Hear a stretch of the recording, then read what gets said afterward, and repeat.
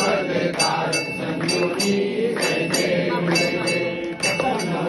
प्रसन्न होती निराशा देशापासून थोडी थोडी भोपाशा अंबे तुझ वाचून